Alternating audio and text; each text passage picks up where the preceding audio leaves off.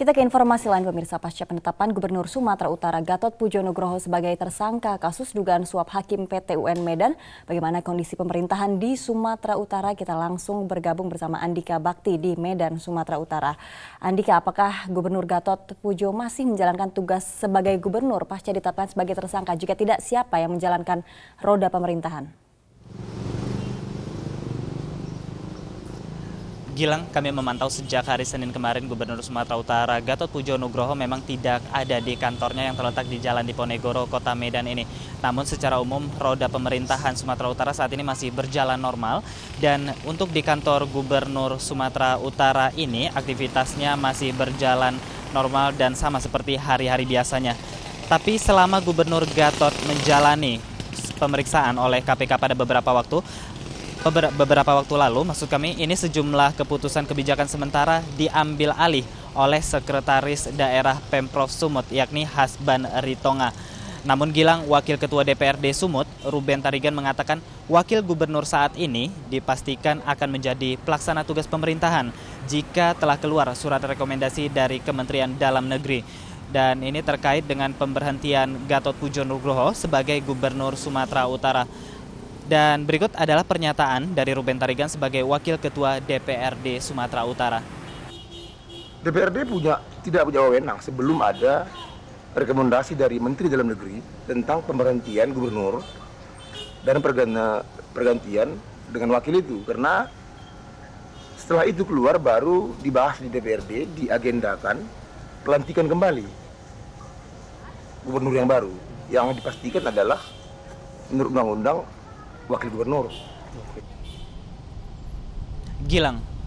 Ya Andika, lalu apakah Gubernur Gatot telah memberikan klarifikasi terkait penetapannya sebagai tersangka? Hingga saat ini Gubernur Sumatera Utara Gatot Pujo Nugroho belum memberikan konfirmasi terkait statusnya sebagai tersangka kasus suap PT UN Medan yang telah ditetapkan oleh Komisi Pemberantasan Korupsi. Dan sejak tiba di Medan pada 2 hari lalu, ini Gubernur Gatot sama sekali tidak bisa dijumpai. Dan informasi terakhir yang kami dapatkan, Gubernur Gatot hingga saat ini masih berada di rumah dinasnya yang terletak di Jalan Sudirman nomor 41 Kota Medan. Dan berbeda dengan hari biasanya, Gilang, penjagaan yang dilakukan di rumah dinas ini lebih ketat dari hari biasanya. Bukan hanya Satpol PP yang melakukan penjagaan, tapi juga petugas kepolisian. Penjagaan di rumah dinas gubernur ini diperketat menyusul ditetapkannya Gatot Pujo Nugroho dan istrinya Evi Susanti sebagai tersangka oleh KPK.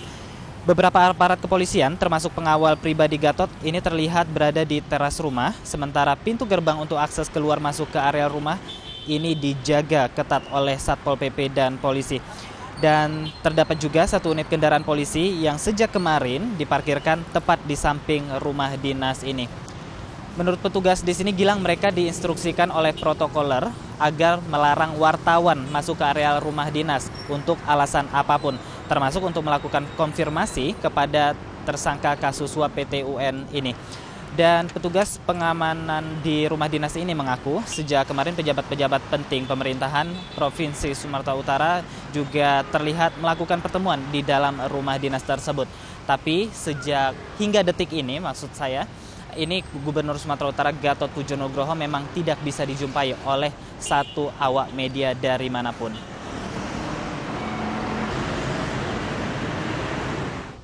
Gilang. Baik Andika, terima kasih untuk laporan Anda. Andika Bakti melaporkan langsung dari Medan, Sumatera Utara.